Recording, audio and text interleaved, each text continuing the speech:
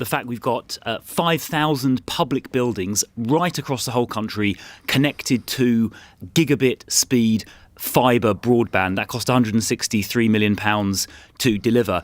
And in doing that, it's created a whole load of new gigabit infrastructure that can then also be used to spring off to do homes and businesses as well. That's the first bit. The second bit is we're announcing today £563 million worth of contracts. That's over £500 million for companies to bid for to install, again, gigabit broadband, incredibly fast broadband, 30 times faster than super fast broadband, to hard to reach areas around the whole country, often rural areas where commercial broadband companies find it uneconomic to go. So that will help make sure that right across the entire country, from north to south to east to west, people are getting the right kind of broadband connections. At the moment, we've already got 97% coverage of superfast broadband. That's the 30 meg broadband.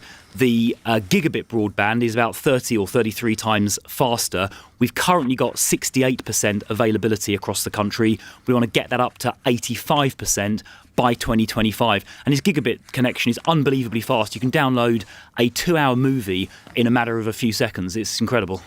OK, so just to go over the timeline again, this is obviously very ambitious. You want it done by 2025, did you say, Minister? So we've already got 97% coverage of superfast broadband. That's the 30 megabit. On the gigabit, the really, really fast connection speed, like a movie in a few seconds, we're currently at 68% availability by population across the country, and we're going to get that. And that, by the way, 3 years ago, that was only 8%. So we've gone from 8% up to 68% in 3 years, and we want to get from 68% up to 85% by 2025, and get it almost complete as quickly as possible thereafter. And this is nationwide, or more in the north and northeast, or more in the south and southwest? Where would you say it is, Minister? It's nationwide. The whole point about levelling up is the whole United Kingdom, north to south, Scotland, Wales, Northern Ireland. The whole of our United Kingdom is treated the same, and we make sure that these connections are available right across the entire country, so nobody gets left out or left behind. Well, powerful headlines, I'm sure, emanating from that, but some troubling headlines perhaps for some also. Boris Johnson will make it more difficult for the Tories to win the next election after the party scandal. So says one of your colleagues, Sir Robert Symes, who's the MP for Poole. Do you concur?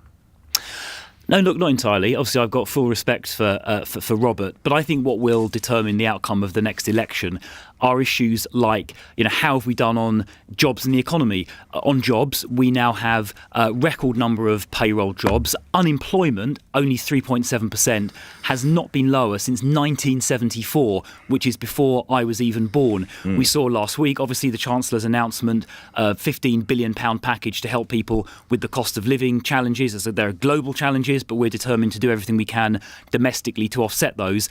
And people in the lower income, one-third of households, are going to be getting £1,200 as a result of last week's packages. We're recruiting 20,000 extra police officers. We're about two-thirds the way through that.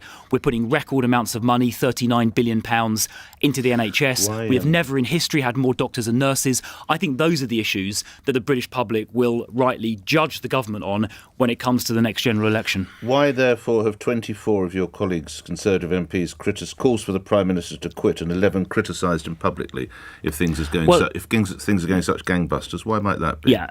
We should be clear, first of all, that represents less than 10% of the parliamentary party. If you wanted to know their motivations, you'd have to obviously ask them that question. What I think is important are those issues I mentioned. And the fact, for example, we've been leading the world together with the Americans in supporting the Ukrainian government. These are the things that I think make a real difference to our place in the world, to our life domestically here at home. And that's the record that we're going to stand on at the next election. Do you think it does mean a lot for people here at home if they're having to queue at food banks that we're helping Ukraine?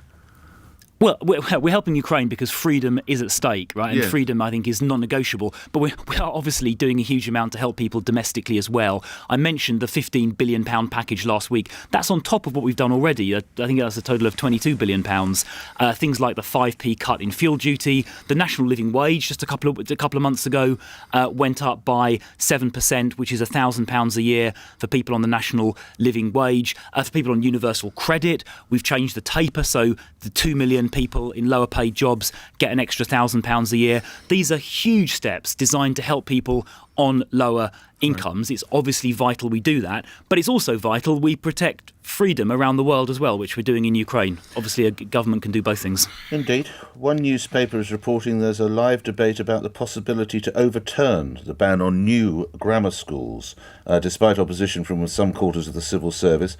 Government advisers are said to be open to the idea of rethinking legislation, particularly as, it is reported, they would be very popular in the red wall seats. Would you be a fan of the return to grammar schools, Minister?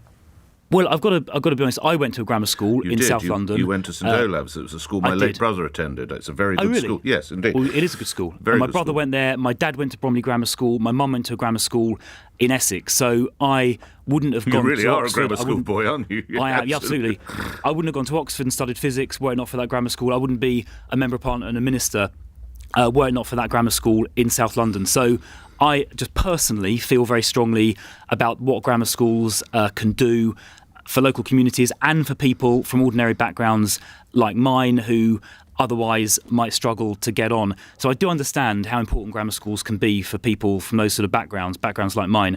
I'm not sure where Nadeem Zahawi, the Education Secretary, is on this. So I don't want to. I mean, it's obviously an Education Department issue. So I don't want to speak for him. You'll have to ask the Education Secretary what his views are on it. Indeed, but you have a view. You would be supportive of the idea, I sense.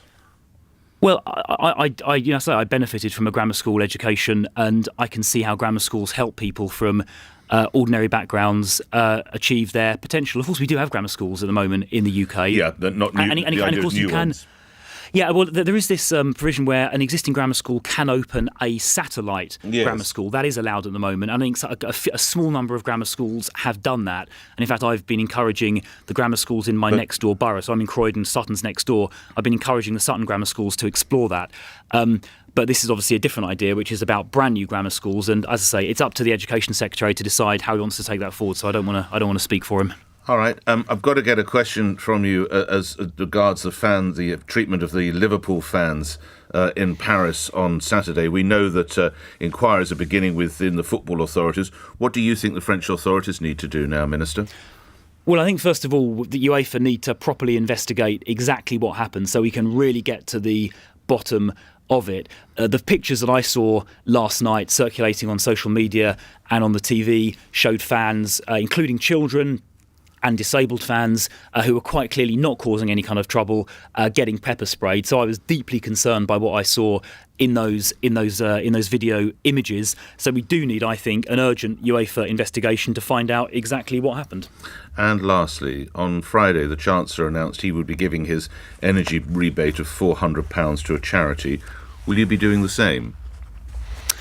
I hadn't thought about that until you asked, Nick, but I think that's a good idea. Yes, I'm going to give it to a local charity in Croydon. Okay. Yes. Thank you.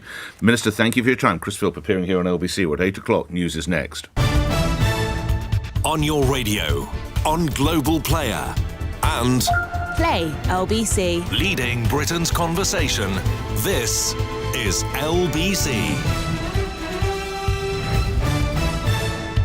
From Global's newsroom at 8 o'clock, French authorities are due to meet this morning to review the chaotic scenes which marred Saturday's Champions League final in Paris. Liverpool